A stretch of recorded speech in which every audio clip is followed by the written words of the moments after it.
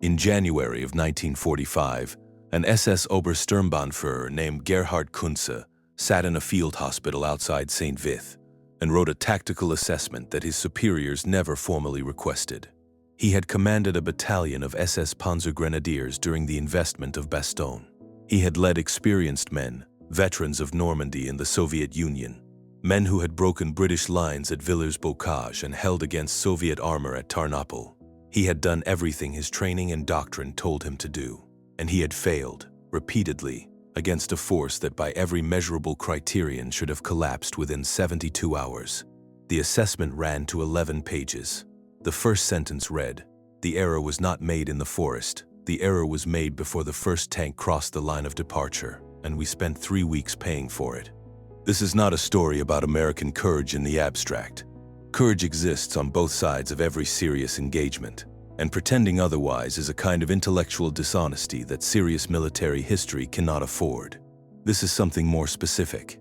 This is the account of how a single command decision made at the level of XLVII Panzer Corps, a decision that seemed rational and even tactically elegant in the moment it was made, transformed what should have been a straightforward reduction of an encircled town into something that SS officers would spend the rest of their lives attempting to categorize. The decision gave America's 101st Airborne exactly what paratroopers are trained to exploit, and exactly what their German opponents were structurally incapable of denying them: time, defined ground, and an enemy who would not come all at once. To understand the mistake, you need to understand what General der Panzertruppe Heinrich von Lüttwitz was looking at on the morning of December 19, 1944. He commanded XLVII Panzer Corps, which consisted of 3 divisions capable of generating serious offensive combat power: the 2nd Panzer Division, Panzer Lehr, and the 26th Volksgrenadier Division.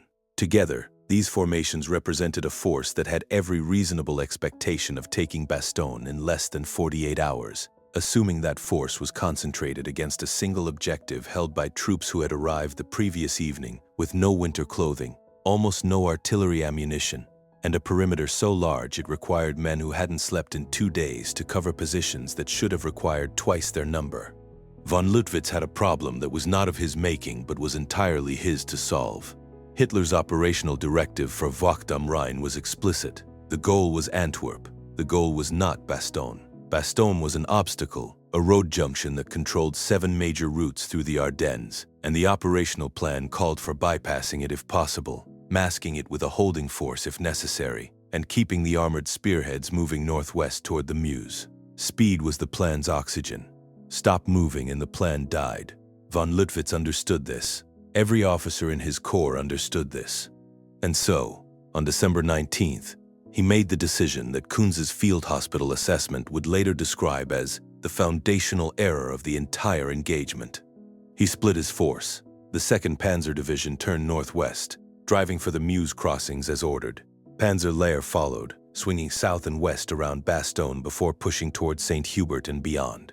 What remained to actually invest and reduce the American position was the 26th Volksgrenadier Division, a competent but infantry-heavy formation with limited armor, augmented by a single regiment detached from Panzer Lehr.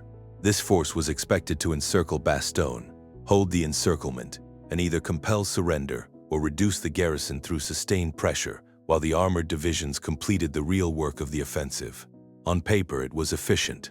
On paper, it conserved the decisive instrument, the armor, for the decisive task, the drive to the Meuse. On paper, it made sense.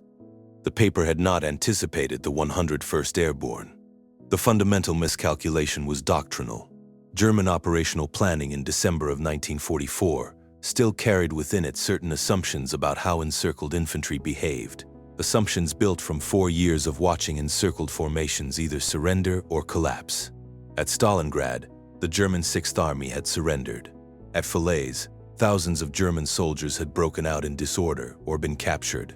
At Mons, at Minsk, at Kiev, encircled formations had eventually done what encircled formations do. They lost cohesion.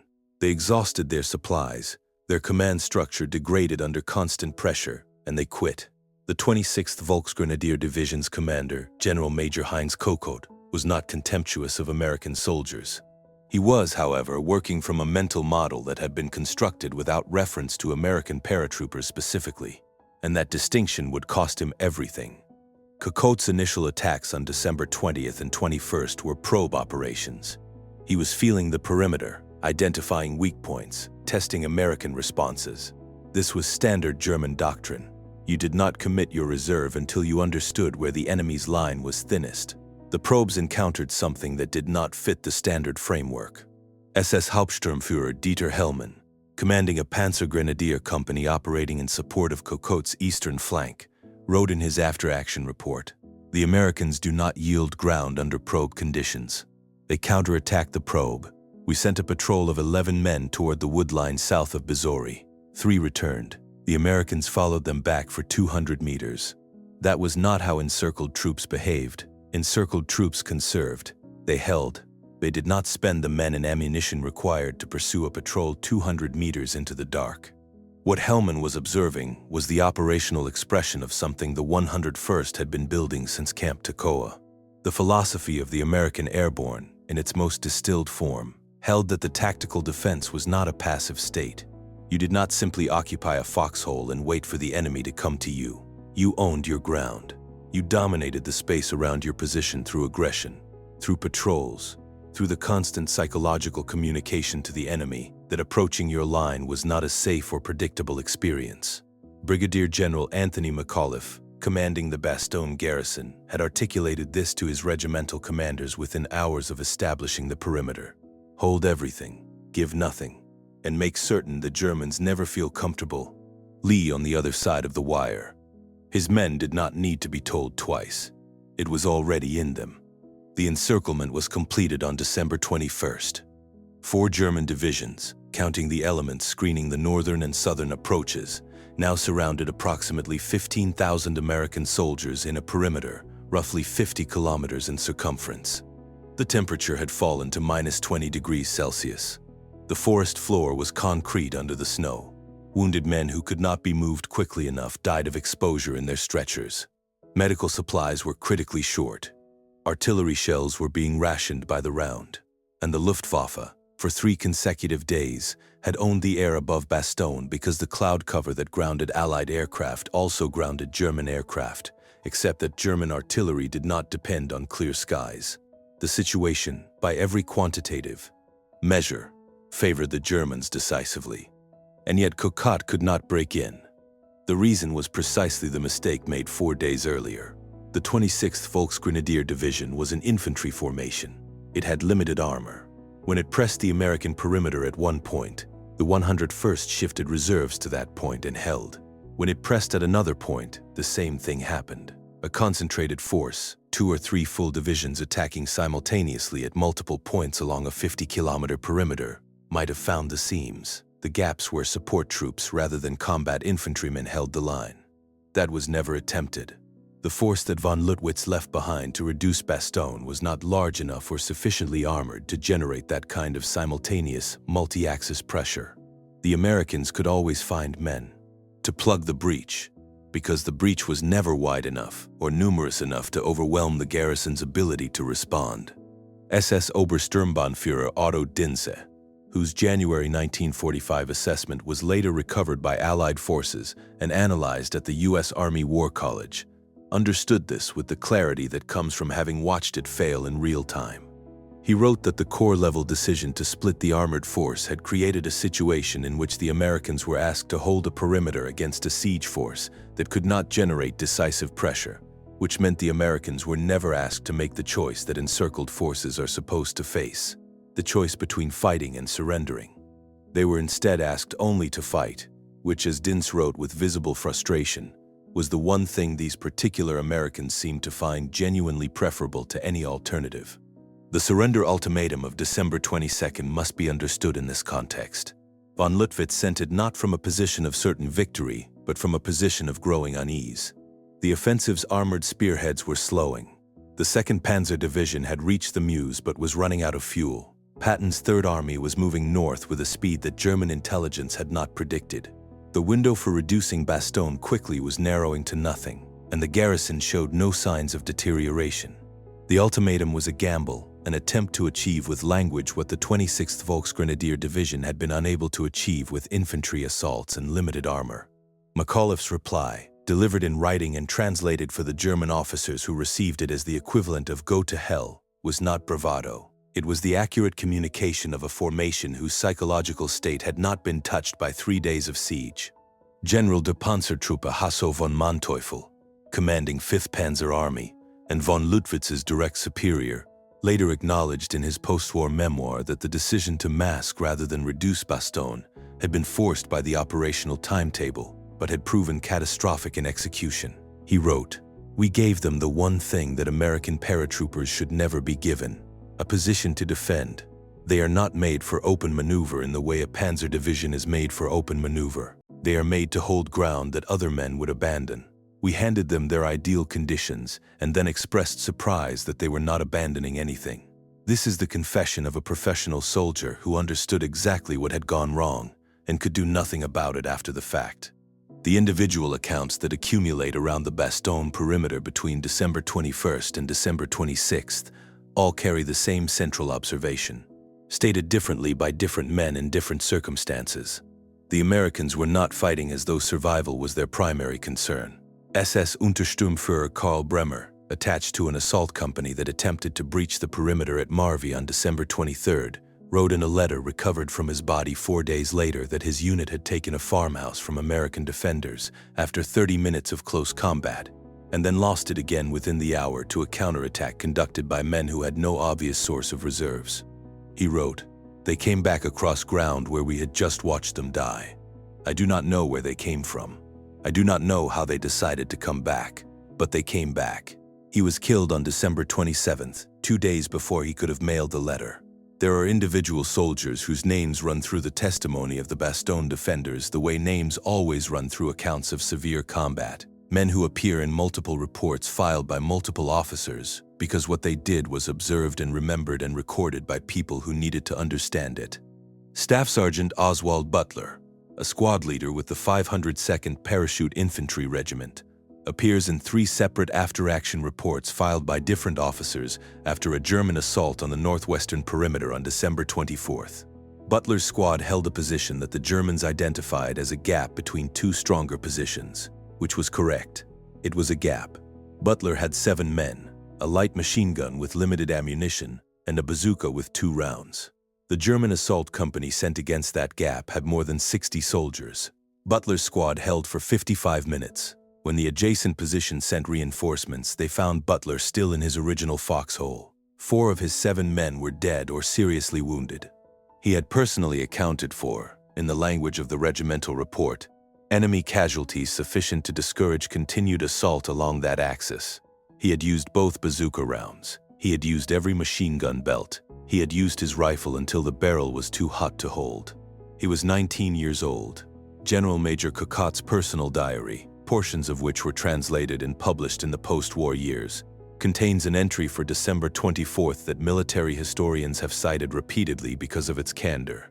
He writes that he had conducted an honest assessment of his division's capacity to reduce the American perimeter and had arrived at a conclusion he described as professionally humiliating.